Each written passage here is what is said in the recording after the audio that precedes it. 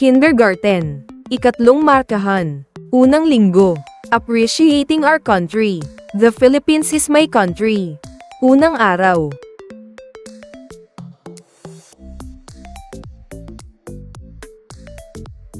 Mensahe. Ang Pilipinas ay isang kapuluan na matatagpuan sa Timog Silangang Asya.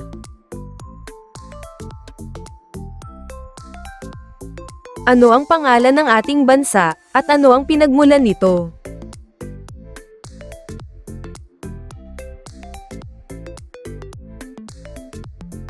Saan sa mundo matatagpuan ang Pilipinas? Timog Silangang Asya.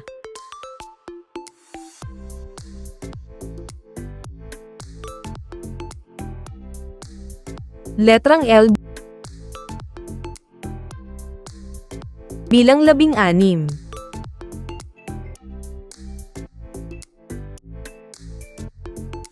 Ikatlong markahan. Unang linggo. Ikalawang araw. Mensahe. Mayroong malalaki at maliliit na mga pulo sa Pilipinas, at ang kabuang bilang ng mga ito ay 7,641 ayon sa NAMRIA, National Mapping and Resource Information Authority. Ano ang mga pangalan ng tatlong malalaking pulo sa Pilipinas? Tatlong uri ng pangkat kapuluan ng Pilipinas: Luzon, Visayas, Mindanao. Ano ang mga maliliit na pulo na nakapaligid dito? Kilalanin ang mga maliliit na pulo sa Luzon. Pagbilao Grande Island sa Quezon, Batanes Island sa Itbayat, Sabtang, at iba pa. Polillo Island sa Polillo, Patnanungan, Panukulan. Corregidor Island sa Manila Bay. Kilalanin ang mga maliliit na pulo sa Visayas. Gigantes Island sa Iloilo, Pescador Island sa Cebu, Kalangaman Island sa Leyte, Cuatro Islas sa Leyte Aped, Digyo, Mahaba, Himokilen. Kilalanin ang mga maliliit na pulo sa Mindanao. Camiguin Island, Samal Island sa Davao, Dinagat Islands, Siargao Islet sa malapit sa Siargao. Kilalanin ang mga maliliit na pulo sa Palawan. Cuyo Islands, Apo Reef Natural Park, Tabataha Reef Islands. Kilalanin ang mga maliliit na pulo sa Sulu. Basilan Islands, Tawi-Tawi Islands, Siasi Island. Mga bagay na nagsisimula sa letrang L. Lawa, La, Laba, La, Laso, La, Lata, La, Labi, Le, Lego, Li, Lima, Lo, Lote, Lo, Loro, La, Laro.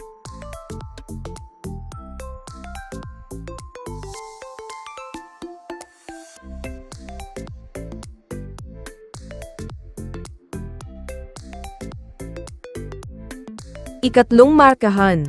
Unang linggo. Ikatlong araw.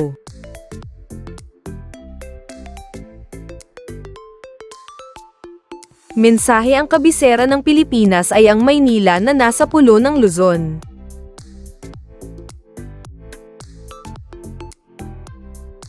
Ano ang kahulugan ng pangalang Maynila? Ang salitang Maynila ay nagmula sa dalawang bahagi. May na nangangahulugang mayroon o naroroon, at nilad, isang uri ng halaman na matatagpuan noon sa baybayin ng Luok ng Maynila. Ano-ano ang mga tanawin sa Maynila?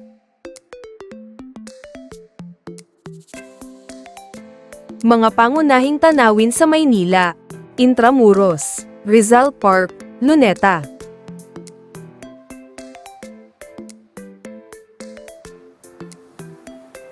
National Museum, Manila City Hall.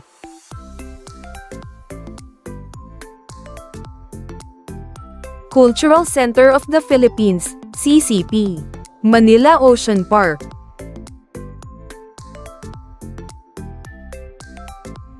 Manila Bay, Binondo. Magbasa tayo. La, le, li, lo, lu.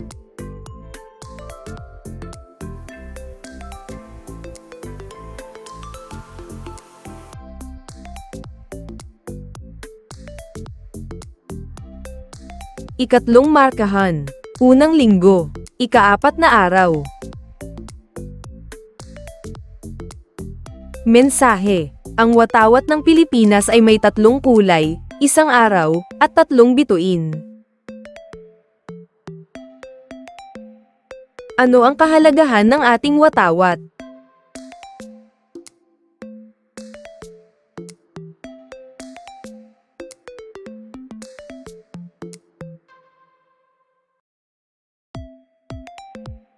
Ang bughaw ay sumisimbolo ng kapayapaan.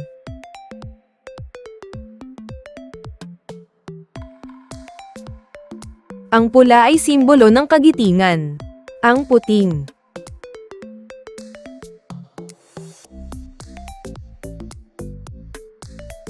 Tatsulok ay para sa pagkakapantay-pantay.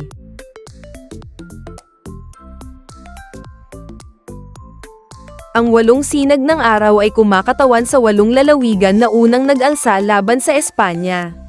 Manila, Cavite, Batangas, Bulacan, Pampanga, Nueva Ecija, Tarlac, Laguna. Ang 3 bituin ay sumisimbolo sa Luzon, Visayas, at Mindanao.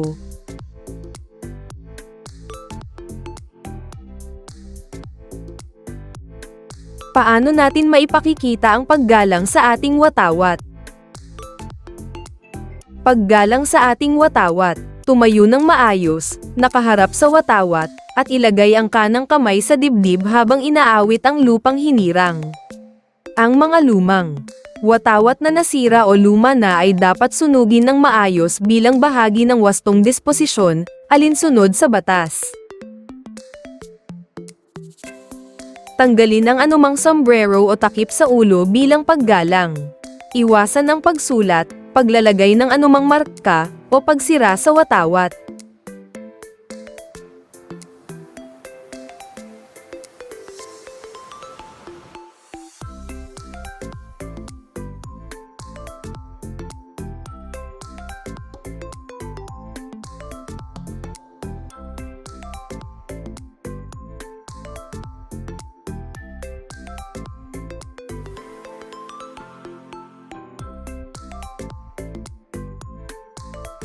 Ikatlong markahan.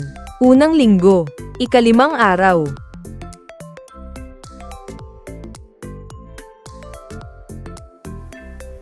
Mensahe. May iba't ibang wika sa Pilipinas. Ano ang ating pambansang wika? Ang pambansang wika ng Pilipinas ay Filipino.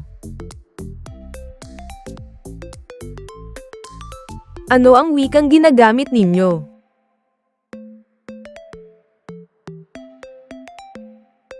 Ano-ano pa ang mga wika sa Pilipinas? Tagalog, Cebuano, Bisaya, Ilocano, Hiligaynon, Ilonggo.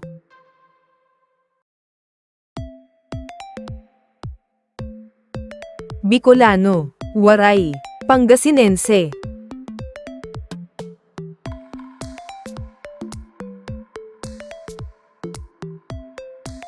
Kapampangan, Maranao, Magindanaoan, Tausog, Chavacano.